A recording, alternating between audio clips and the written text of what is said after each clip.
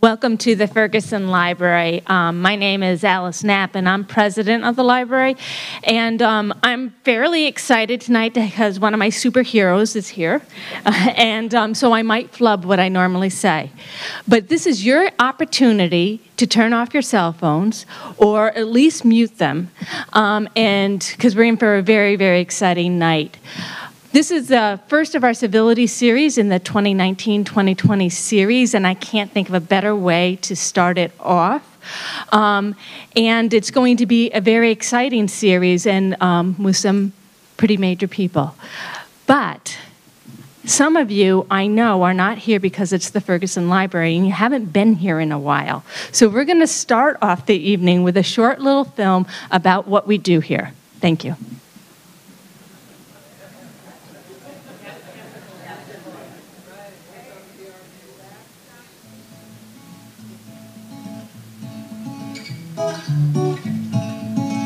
I work just right down the street, so in the winter it's kind of a nice lunch break, respite to come and read or see what's new. And I use it as a resource all the time, and there's always something going on here that I really like to do. My favorite author, Wally Lamb, was here, and that was my favorite event. He signed my book. I had a picture with him.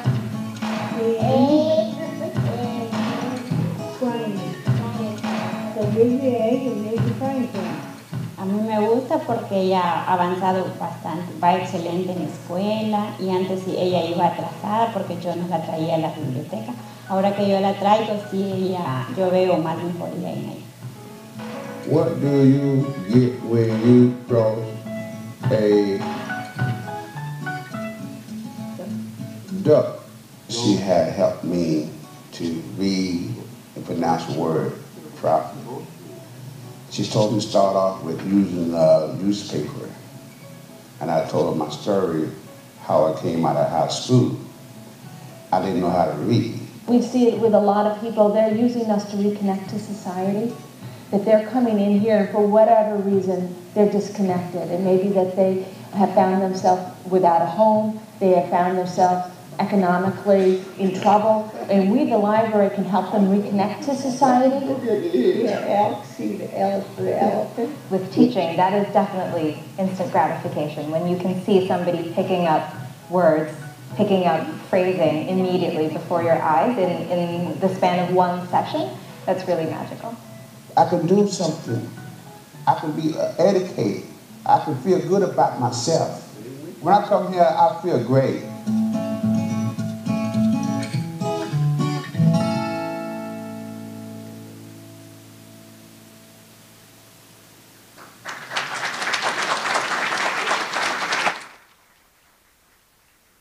Thank you, Alice, and thank you all very much for coming here. And this is the first program of the fall. Somebody asked me, why did we have programs this summer? I was stumped. I said, if you give me some ideas, we'll do them next summer. So we have some terrific speakers this fall. Of course, in just a second, I'm going to introduce Mr. Marsalis, but we've got David Petraeus coming on December the 4th. We should have Judy Dobrinsky, who's the arts columnist for the Wall Street Journal, coming in October. And we've got some really terrific people next year. So I'm thrilled you're all here. You know, the series started in 2011, and we've had really incredible people in that period of time. We've had people like Ben Carson, Olympia Snow, we've had the Beach Boys, we've had really outstanding people. And I think that what has happened is we've started a little bit of a movement, you've started it, in terms of civility in this country. And there was no talk of civility in 2010. We started this, we hit it hard, we hit it again, and we hit it again, and now everybody's talking about the need for civility. And if they want to take credit, great, but this is the cradle of where it started.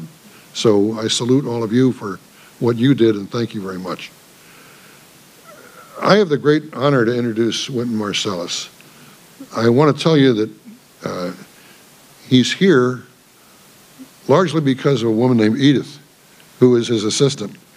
This woman is really a terrific person, and she makes a great statement for Mr. Marsalis. But let me talk for just a second about Mr. Marsalis, because he's really quite an extraordinary person. If you think about all the things you've accomplished in your life, well, total it up against this. Wynton Marsalis is a musician, he's a composer, he's a band leader, he's an educator, he's a leading advocate of the American culture. He became the youngest musician ever to be admitted to Tanglewood at 17. He moved to New York City, he attended Juilliard in 1979. And he's worked with people like Art Blakely, Dizzy Gillespie, Sarah Vaughan, Herbie Hancock, Clark Terry, and others. Wynton, at one point, hitting the road, did 120 concerts every year. Every year. Now, you know what one concert takes. 120 is a lot. He's a fan of Bach, Beethoven, Mozart. He has played at the New York Philharmonic, the Los Angeles Philharmonic, the Boston Pops, the Cleveland Orchestra, the St. Louis Symphony, the English Chamber of Orchestra, the Toronto Symphony, the London Royal Philharmonic, and it goes on from there. The man has 80 records. I'm sure some of you have some of his records here. He's a composer of incredible caliber. He is a man that has won the Pulitzer Prize, and very rare for someone in his space to win the Pulitzer Prize. He has got an extraordinary background with PBS and with public radio. I remember him best when he started jazz at Lincoln Center. I remember that because my boys went to it, and they said, "Who is this guy Marsalis?" And I said, "Just take it a while." Well, they got good seats. We sat there, and we did jazz at Lincoln Center, and today they are jazz fans, thanks to what happened there. Extraordinary. He's won Grammy Awards. He is a big player when it comes to giving back. This is something a lot of people don't know. But Wynton Marsalis has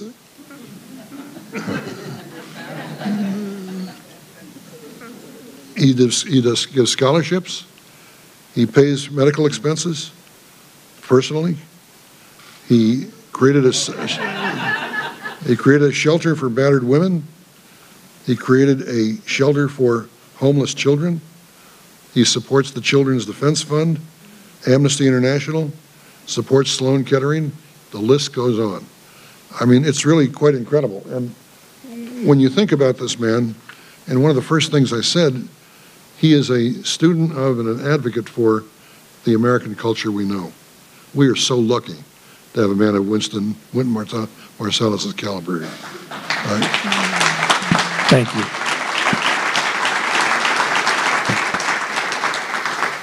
Now, he's asked that we ask him questions, and I'm going to take the opportunity to ask the first question. But if anybody has a question, just raise your hand. We've got a couple of people working the microphones. You can ask your question. The one thing you have to do is identify yourself. You don't identify yourself, you don't get a chance to ask the question. But let me ask the first one. Mr. Marsalis, can you talk about the give and take as part of both jazz and democracy? Well, jazz being the art form that most successfully objectifies the best the country can be and has been, necessarily is organized around the way that we organize ourselves. Mic is phasing. Can y'all hear me? No? Okay, can you hear the mic? Seem like it's okay, still better. So I think, I don't know if that's gonna help. Okay.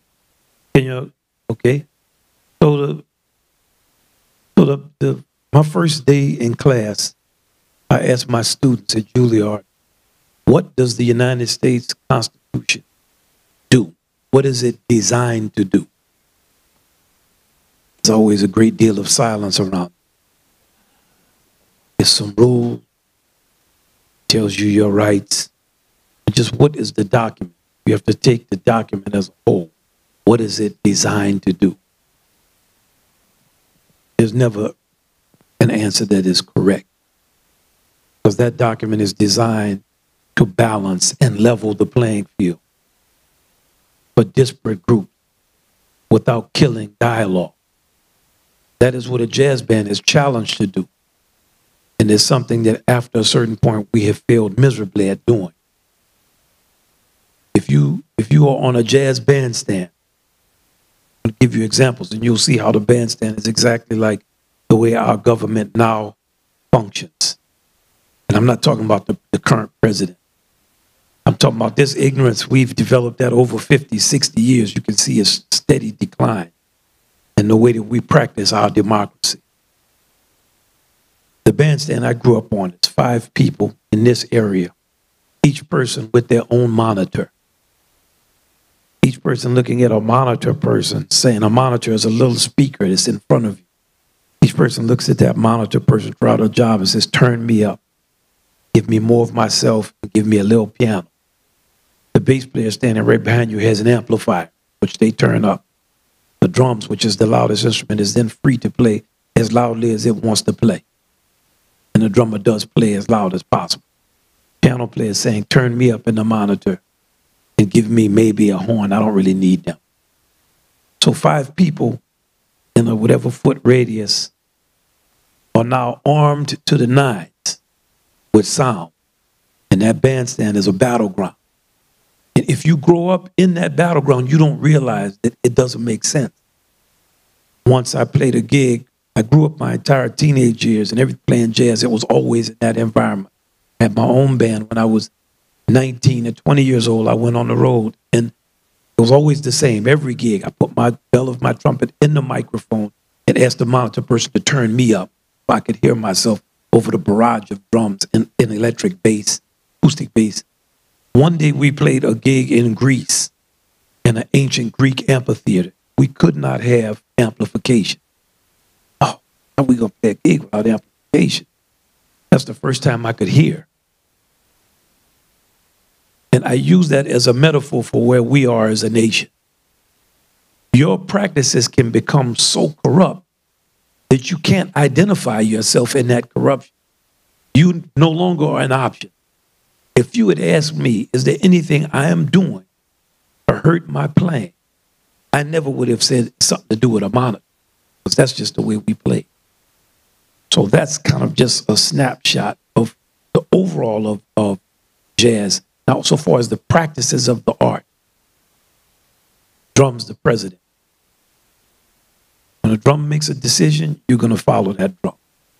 Now we live in a time where the powers of the president are too centralized. It's nothing to do with the current president. It's been that way for quite some time. Been that way. We gave up a lot of freedoms after 9/11. We're giving up freedoms the whole time. One person should not have that much power in a democracy. So the drummer, if the drums decides you won't be heard, you will not be heard. The bass is the judicial branch. Why? Because the bass is the bottom of the harmony. And the bottom of the harmony also determines the direction of the harmony. Harmonic progression, those are the fields that we play in. I'm going to give you an example because it doesn't make sense for me to just talk about it. These are harmonies. Uh-oh. Piano is locked. I was going to show you, but I can't now. But the bass is the bottom of the harmony. One of our most famous bass players, a guy named Wynton, he's now deceased. He went to, just as a little point of fact, he attended the Hull House High School with Benny Goodman in the 1920s in Chicago. He was one of the most famous of all jazz bass players. His nickname was the Judge. The bass has a certain integrity. It is the softest instrument. So the softest instrument is forced to play on every beat with the loudest instrument. And if that loudest instrument lacks integrity, you don't hear the softest instrument. Then the piano is like the Congress. The piano can play the bass. The piano is a percussion instrument. The piano fulfills many functions and it hits all the keys. It has representatives from everywhere. And see how you're doing? So we're always trying to negotiate and balance our objectives. At certain times, we're more successful than others. In this time, it's very difficult. In terms of the three fundamentals of our music, one is improvisation. Improvisation is the great I am. People don't have any problem improvising when it's my solo. And everybody's ready to make up some music and play and do their thing. The second is swinging. Swinging is the great we. Now you have a problem. Swing means I've got to find the space you're in, and my space has to become our space. That's a big problem. Swing is a matter of balance. And the last is the playing of the blues. And the blues is an optimism that's not naive. That means I don't have to paint a smile on my face and act like everything is good for me to communicate something of feeling and value to you. When I'm playing, I want you to go, I don't want you to go. And that's the fundamentals of our music. I'm gonna just, since we got the piano, I'm gonna just show you what that bass line is.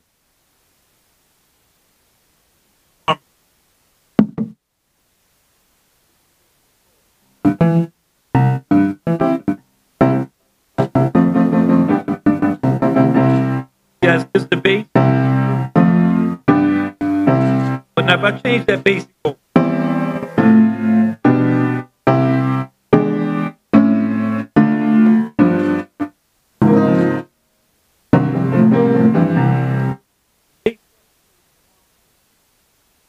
I don't know if that demonstrated as well as I could have done it. That's what we call a bass, the direction of harmony and also the volume. So those are some of the ways in which our music is connected to the American way of life. And of course, I'm not going into the history of the music and the dynamic nature of the music and the great figures we've had and what they represent and the level of reality they've given us throughout this entire time and the integrity they had to have in order to make the music exist in a very commercial environment and the things they had to do to counterstate many of the cliches they were forced to practice their craft in the context of. One more question from here, and then we'll go to the audience. But Mr. Marsalis, Louis Armstrong, you're both from New Orleans. Can you comment on Louis Armstrong? Oh, man. You know, okay, I'm going to just comment on him from different perspectives. First, generally, there are many ways for musicians to be great. Some people just invent stuff like Berlioz, just comes up with stuff. Where did you come up with that from? Some people are the zenith of a tradition.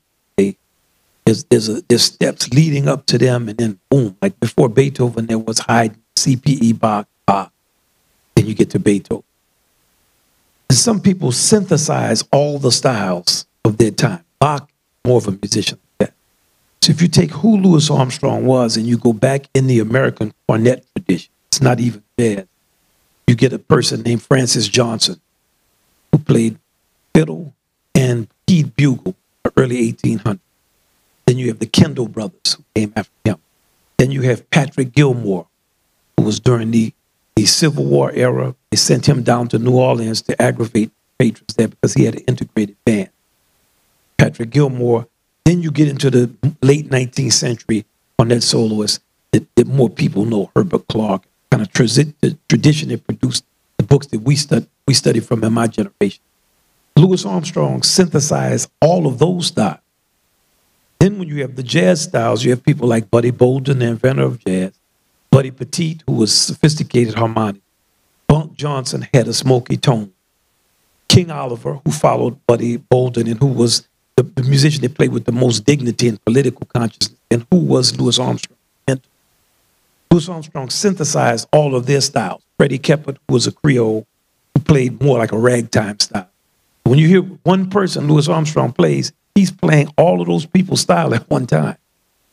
He grew up singing barbershop quartet style, and he always sang internal harmony part.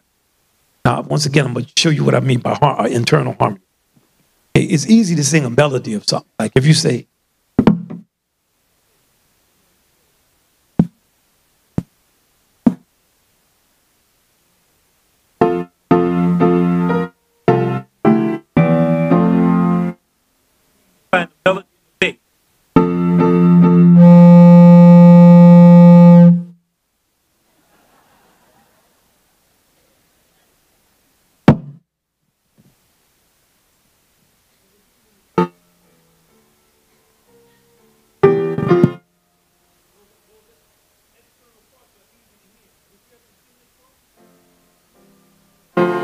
Louis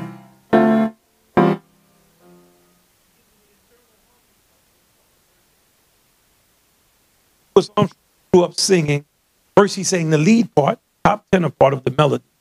And then when he played, he would play to King Oliver's part, the alto part. The alto part is the second part under the melody.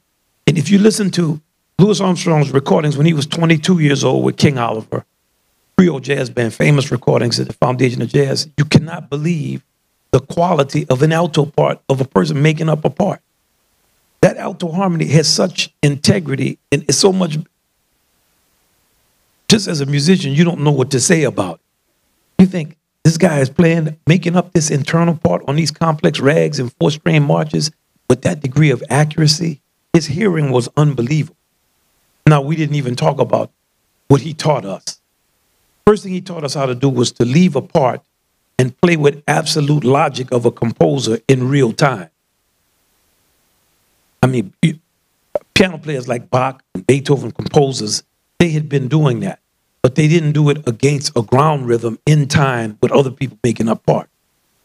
So, and another thing that they did not do when they played was they did not improvise with the sensibility of American freedom. So Louis Armstrong was so confident. Not only was he making up parts, he made up things that were very human. Stuff you think a guy's on a record laughing or he cusses somebody out or the range of human emotion and decisions he could make in the context of his improvisation was not known in European music.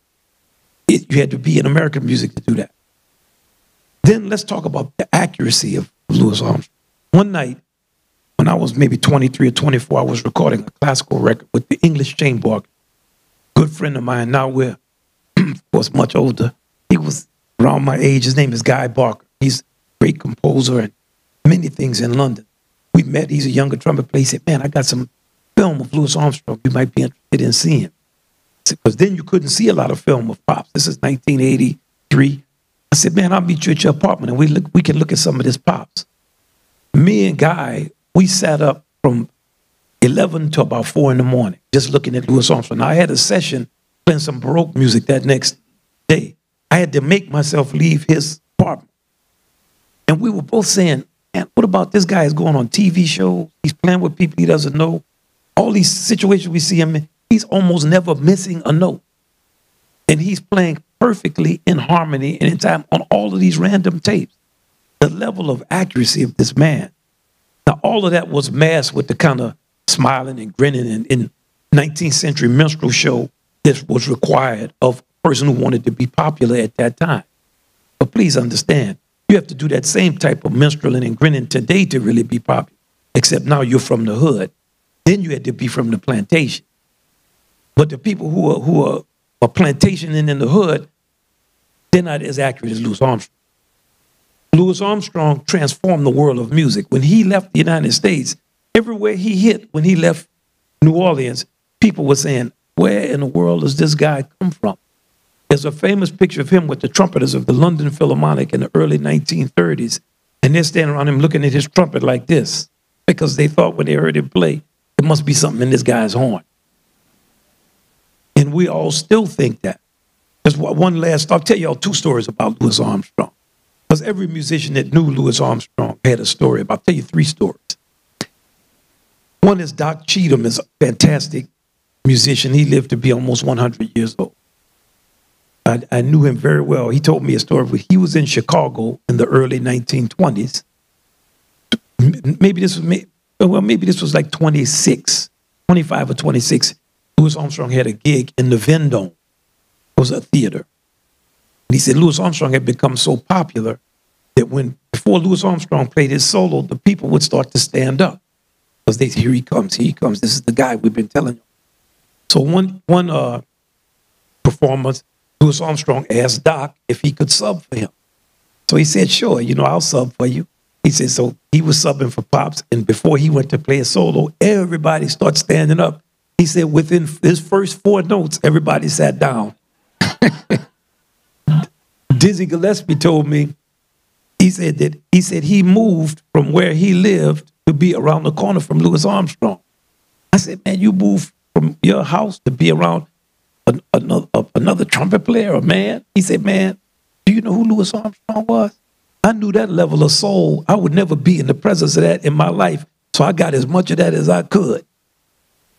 And the final story comes from a bass player named Arvell Shaw, who was the youngest member of Louis Armstrong's All-Stars that was formed around 1948, 49, and lasted till Pops' death. Arvell was a teenager, I think, when he joined the band.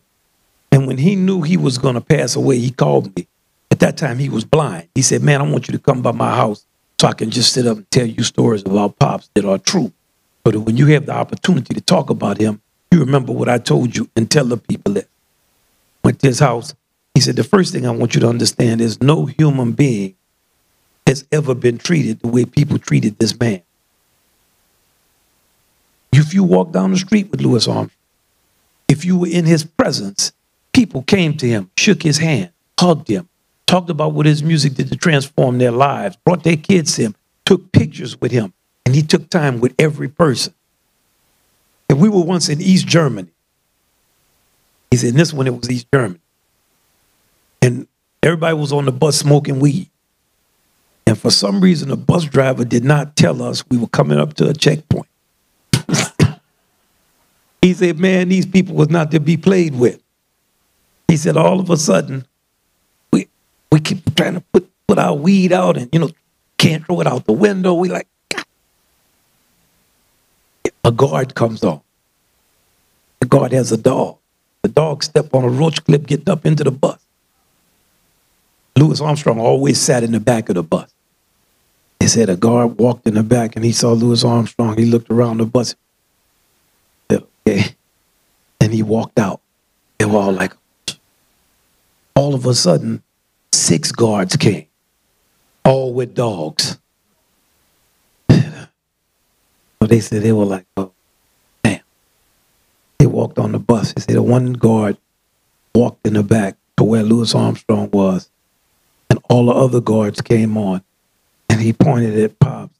We called Louis Armstrong Pops and said, Louis Armstrong, Louis Armstrong, Louis Armstrong. They started jumping up and down and screaming and hollering. And they took pictures with Pops and let them go through. So that's 3 good stories about Pop.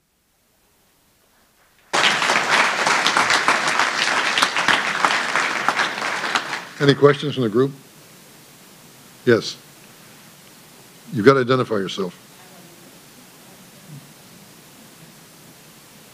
Kay Maxwell. I had the privilege of being at Chautauqua a couple of weeks ago when you were heavily involved in the theme of the week, which was race and culture. And I would just be curious as to your feelings about how the week went, and I'm curious as to how much of this sort of thing you are doing or involved in, because it was quite an inspiring time. I never know how things go. I just do them. So it's like this is a community gathering. How many? I grew up in a community, in Louisiana, New Orleans. In the thousands of schools in the United States. Bad schools to the good schools, elementary school. Talked to people, played in hospitals for sick kids, homes for elderly people whose families don't remember them as they should, with the respect they should have. Free outdoor concerts, played in projects, parks, prisons. When you talk about something like race in the United States, you can look around and see what it is. A country is just like we are. A group of people is just like we are individuals. And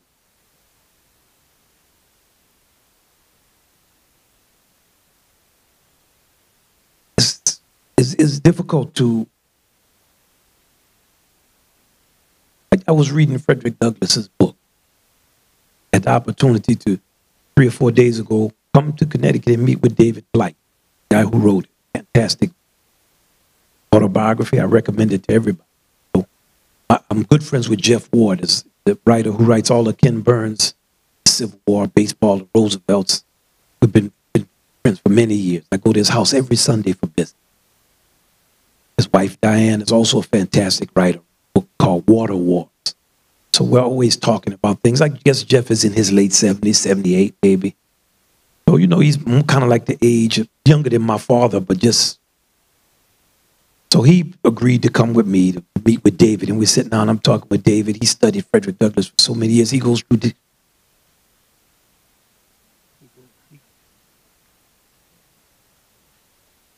Well, okay, is that it? See that?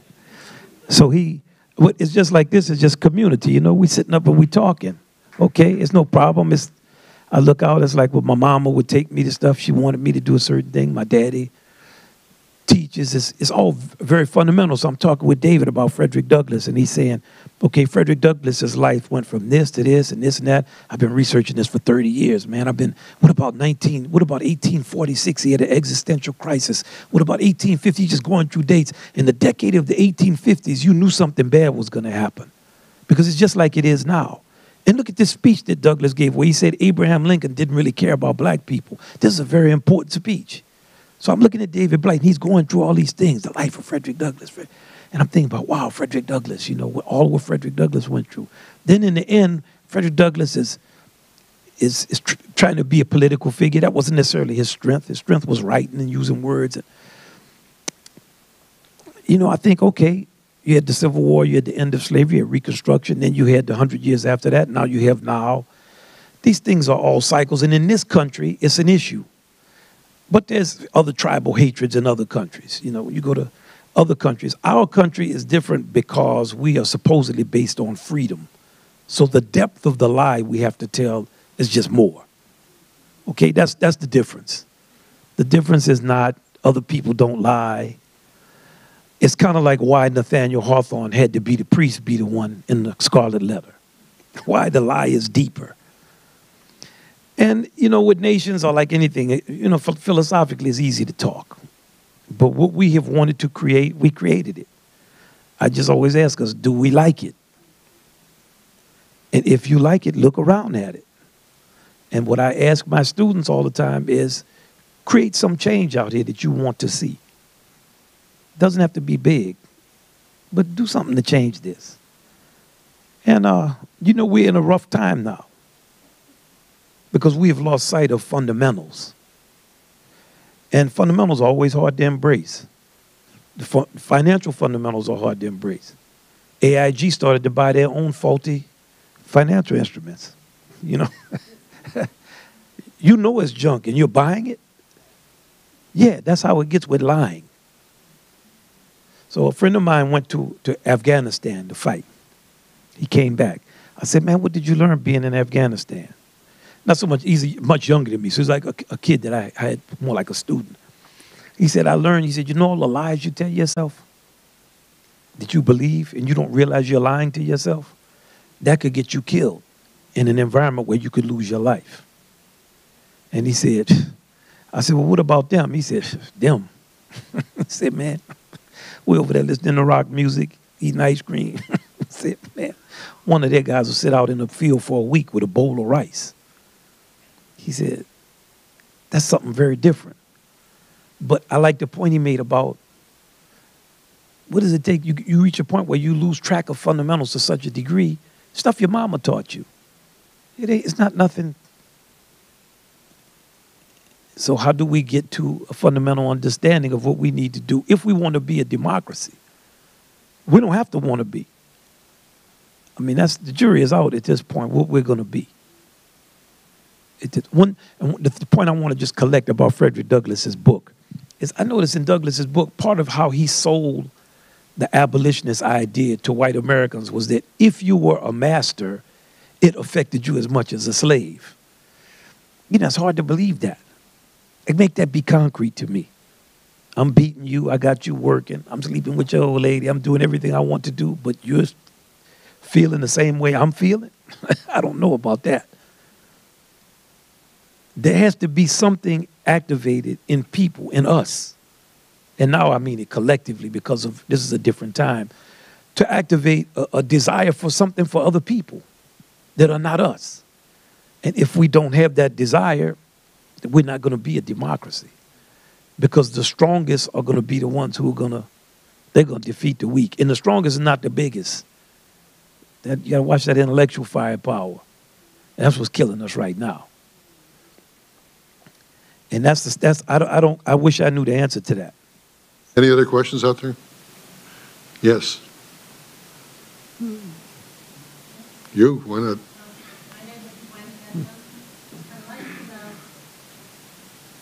Where can those who live in rural areas, small towns, or cities without jazz clubs learn about new jazz trends and new young performers? Love that question. I think online. You know, Jazz Lincoln Center has a online jazz.org. You can get on jazz.org. And there are other jazz organizations. If you're online. If you're not online, I'm going to have to get one of my students to, I'm trying to, I think it's something that the younger people, they should figure that out. That's a good question. I'm going to post that actually to my 50 and say, okay, this is a question. And one kid that came into Juilliard two years ago was from the Netherlands. He played much better than everybody. And I said, wow, there's a kid from the Netherlands played this much more saxophone. So I asked him, man, how did you learn how to play like this? He said, I started a trio when I was a teen, and we would go out into the rural areas of the Netherlands and play in people's homes. And because I didn't know what to do that they would be interested in, I called it Duke Ellington Ensemble.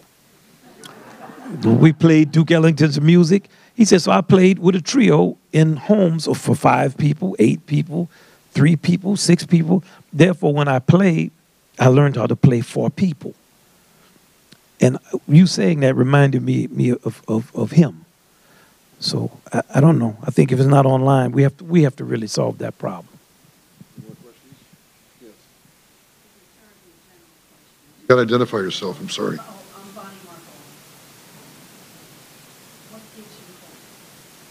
Gives me hope. What gives me hope is a broad overview. The trajectory of Frederick Douglass's life gives me hope. Now, when he died, we were going into the minstrel era, the repeal of Reconstruction. The United States was not going in a direction that he thought was going to be great. When Duke Ellington died, he died when jazz was pretty much gone, the rock era.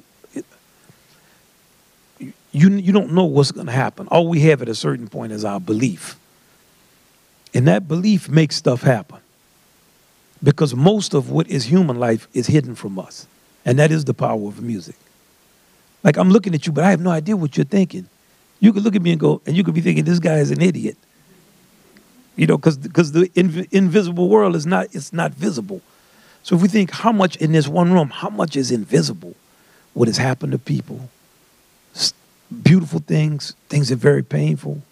You could be married to somebody for 60 years and you don't know how many times people say, well, I had no idea that. So what gives me hope is that just the overall trajectory of things gives me hope. And that we're on a cycle and we go around that cycle and each time we learn more. You know, and I think it's true for each of us. We don't know each other. I like your last name. One of my neighbors was Margolis, so I love you just for that name. But I feel like, you know, it might have been, you know, Mr. Margolis, he fought in World War II. Could you talk just for a minute about your mother and father and the impact that they had on you? Yeah, my mother grew up in the projects. She did not know her father. And she had a hard time growing up. So back then, you didn't know what happened to people, but she had a hard time. She was very intelligent. But even more than her intelligence, she was like almost like a shaman or something. She just had whatever that little thing is some people have where they know stuff. She was like that. She was left-handed. And me and her had a lot in common, so we fought a lot. But my mother had a lot of integrity, more than my father. And she understood stuff. My father grew up with more or less with money for a black person at that time because his father had a motel in the time of segregation. And his father had come from Mississippi and sharecroppers, but he had gas stations and he had a hotel, so he was also involved in politics, like how black people would be involved in politics in the 1930s and 40s at that time in Shreveport, Louisiana.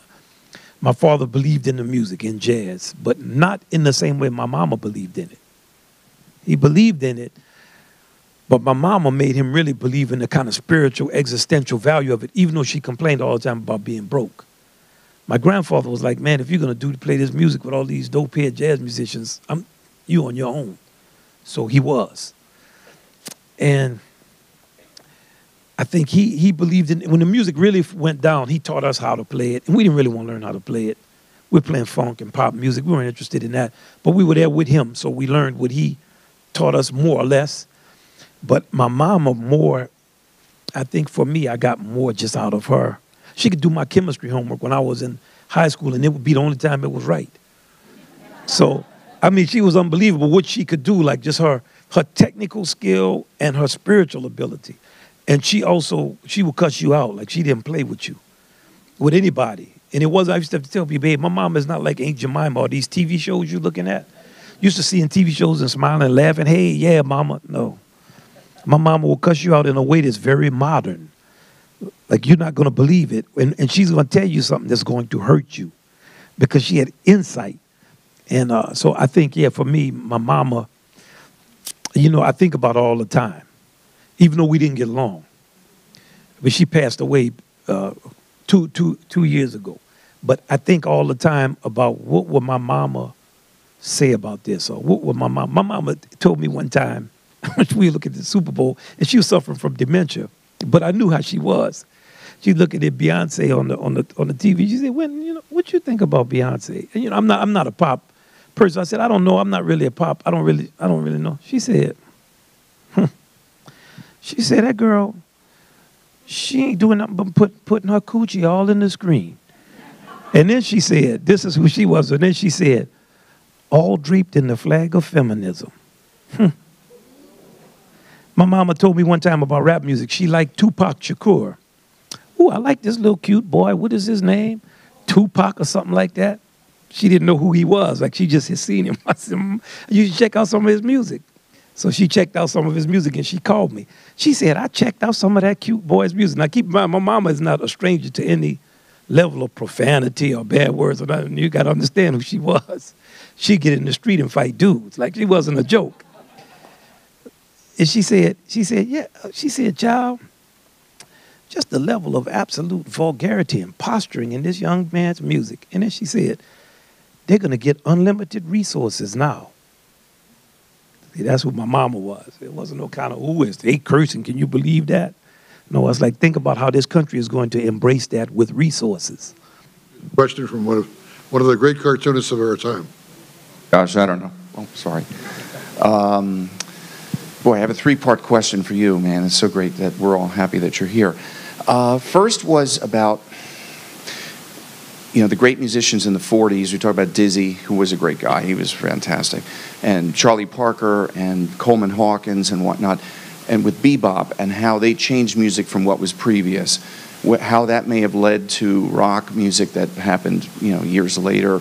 But before then, the guys like Count, guys like Duke and everybody that faced segregation when they played. I mean, when they, had that difficulty with Lionel Hampton and whatnot. How do you think jazz music helped create the change that we saw with the civil rights movement and how that, with that? And the last question is, you can't leave without talking about Miles Davis. Okay. So there you go. Thanks. Okay. So first, no, this one is not working too. It might just be me. Okay. There you go. Okay. So first about the musicians in the 40s and bebop. So bebop was a rhythmic revolution. It's called a harmonic revolution, but it was not a harmonic revolution.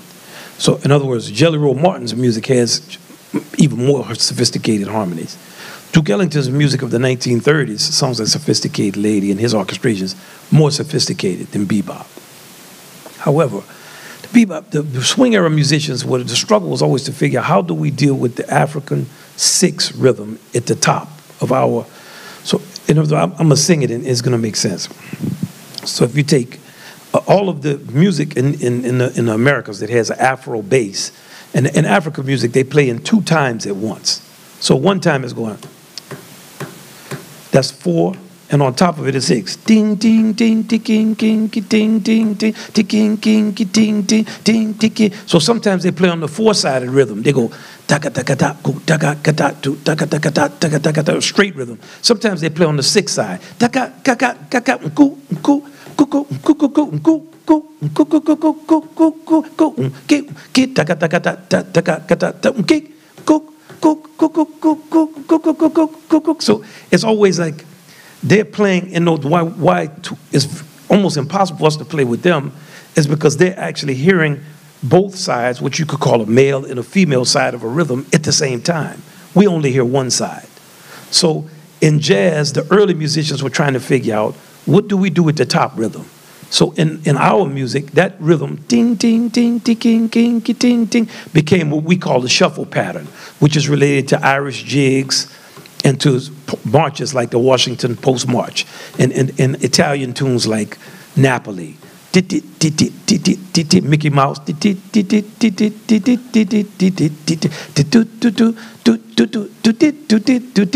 that's a 6 above a 4.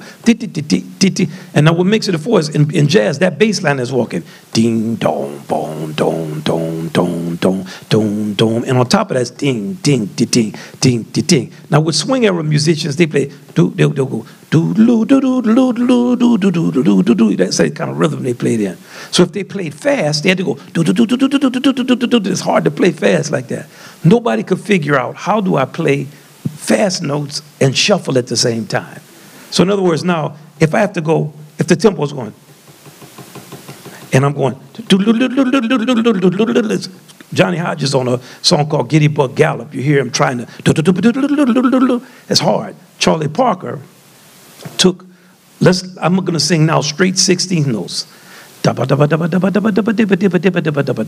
like all the Western music. Bach, Beethoven, Tchaikovsky, everybody's.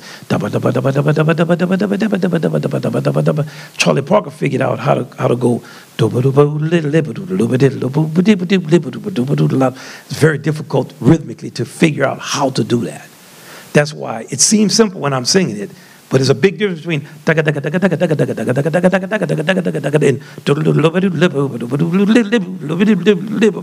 so when he figured out how to play that fast rhythm, everybody imitated him. Because in addition to that fast rhythm, you now have another figure like Louis Armstrong, which way unbelievably accurate, not ever missing harmonies. There's tapes of Charlie Parker sitting in with Stan Kenton's band. He doesn't even know the songs, and after one chorus, he's playing every harmony right. So if you're a musician, you're thinking, damn, I studied these harmonies for a month and I'm still messing up, and this guy just come up here. And then another thing Charlie Parker had that comes from Louis Armstrong is he knew how to make his solos logical. Like he's improvising and it's with more logic than a composer. So that level of perfection is rare. So that revolutionized. Now you have a figure like Thelonious Monk. And Monk is a combination. I can show you all the thing about Monk. And this, I mean, I'm gonna see if I can make it make sense. Okay, so you have two equidistant chords. One is a diminished chord. It's like,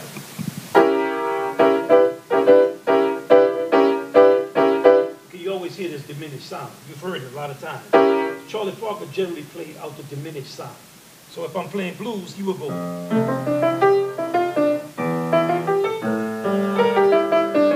Like this right here.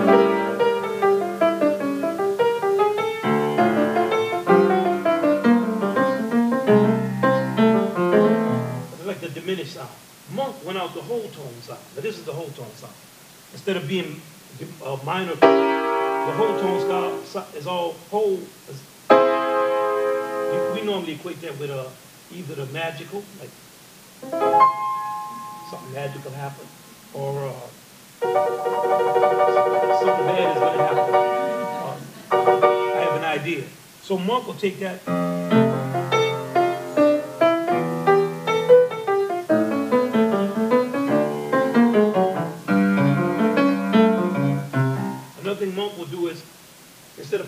bebop feeling, like Charlie Parker playing the feeling of, like he go, his phrase won't be like, okay, it's what I was telling you with the six. His phrase would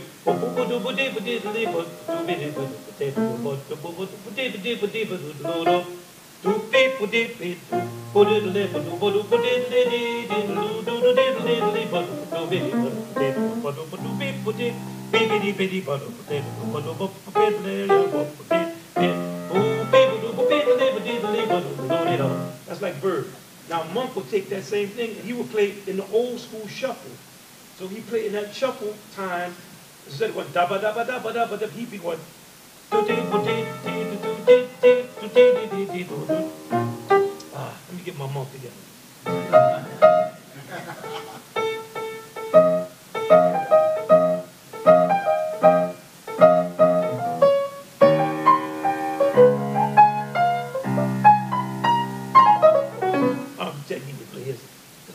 People said Monk didn't have technique, but he had a lot of technique.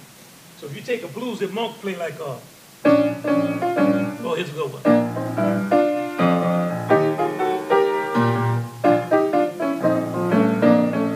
Now Monk is played in this kind of shuffle.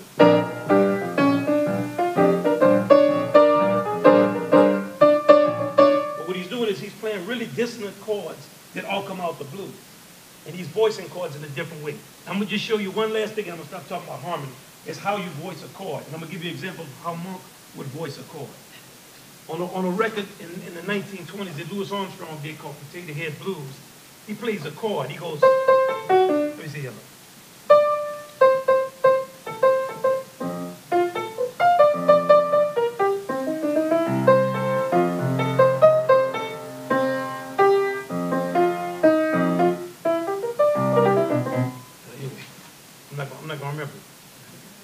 Example I'm talking about. When you voice a chord, okay, let's take a major chord. This is an F major chord. Okay, I can voice this chord like this. I can voice it like this. I can voice it like this. I can voice it like this. I can voice it like this. It's still an F major chord. So what Monk will do is with his voicings, he maximized the different colors he could get out of the piano using the sound of the blues and rearranging his chords. So some of his songs are like he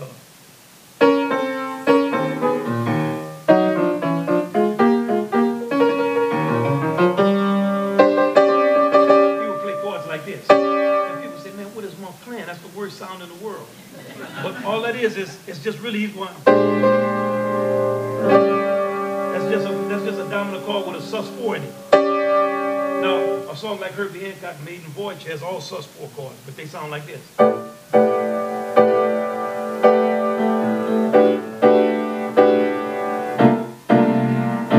if Monk puts the third in that chord, because he doesn't want that kind of sweet sound, he's... Yeah. Anyway, I could go on and on. I know it's kind of boring. But I could go on and on about it. I'm sorry. I get excited to talk about music because it's really all I really know about. A lot of times I'm talking about stuff I really don't know about. I'm just talking. But years of just studying, so thank you for that question about the music. And the last thing was something to do with like innovation in music and rock and roll and Miles. I also did want to know about civil rights. Yeah, Benny Goodman. Benny Goodman had the most impact on actually taking the objectives of the black musicians and making them be national objectives. I got to love y'all. Okay, so I'll tell you a funny story about America and how you grew up and what you think. It involves Milt Hinton, the great bass player I told you about. In the early 80s, I gave an award to Dizzy Gillespie, and Benny Goodman gave an award to Martin Gould. So we were at the same thing together. You know, of course, everything's segregated as it is. So I was talking to Milt Hinton, and I said something disparaging about Benny Goodman. It wasn't personal, but it's just like the white king of swing. I scoffed at it, white king of swing. You know, every time somebody white do something, you got to wave a flag for them. And he looked at me and he said, do you know who Benny Goodman is? Now, Milt Hinton was a very affable guy. He almost never addressed you. And I knew him since I was in high school. He said, do you know who Benny Goodman? So I could just tell by like the seriousness of the way he asked me the question that I had made a mistake. So I said, no, man, but you know. He said, man, go find out who this man is and what he went through. I didn't know that they had gone to high school together. It's like a lot of things you don't know with older people. I said, know somebody for 45 or 50 years. You can't, you're not thinking. He said, find out what the guy went through in terms of what he could have done. So I went and researched it. And Benny Goodman, like, it's a question I always ask now. I ask my programming team, who is a white jazz musician from the 1960s that we equate with civil rights the way we equate Benny Goodman with civil rights? Brubeck is from the 40s. Charlie Hayden, the Liberation Orchestra, is from the 70s. That's the three names we came up with. He played with Ornette in the 60s. Look, we're earnestly trying to figure it out. Okay, as a matter of fact, last night or the night before that, I called Georgina, who I work with, and said, Charlie Hayden. She said, we'll pass with him. We're talking about the 60s. Charlie Hayden was not considered a part of the civil rights movement. Benny Goodman he's not considered a part of it. Max Roach, Charles Mingus.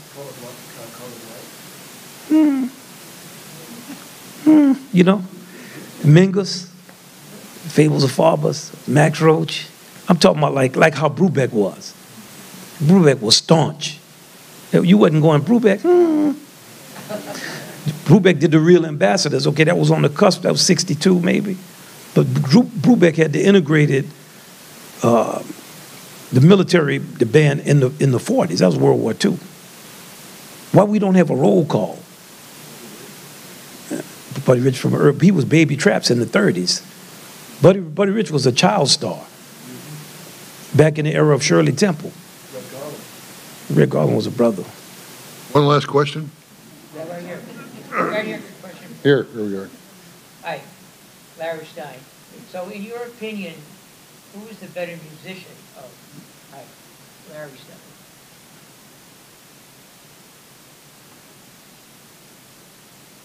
Hi. Anyway, in your opinion, who's the better musician, Duke Ellington or Billy Strayhorn? He said, who's the better musician, Duke Ellington or Billy Strayhorn? Wow. Okay, first, nobody can compare to Duke Ellington.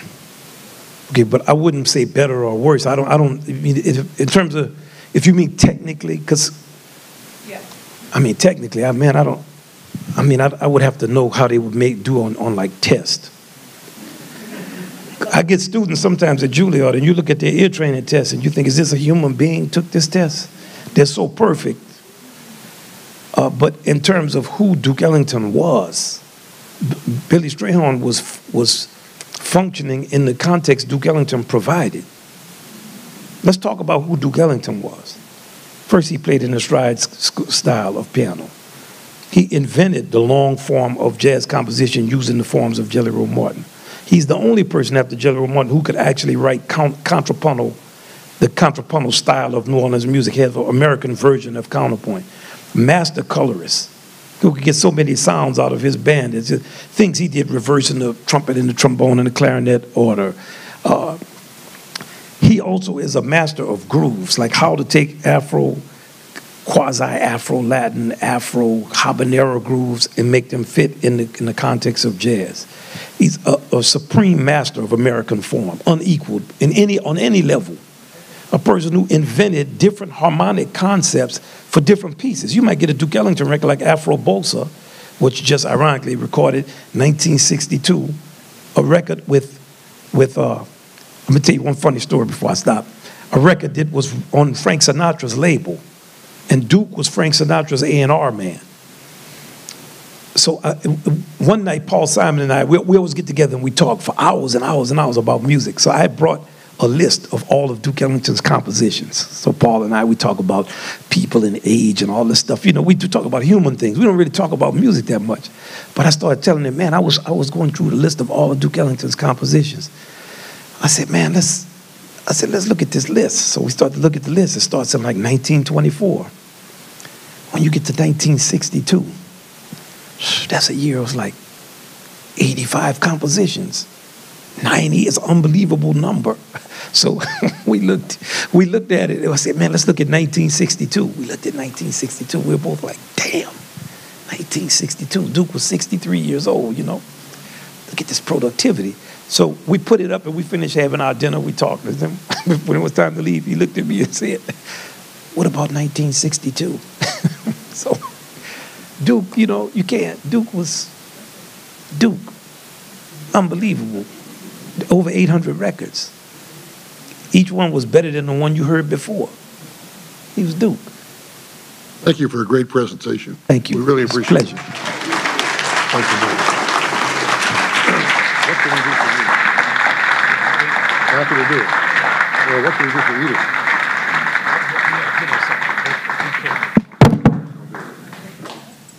Thank you all very much. Thank you very much.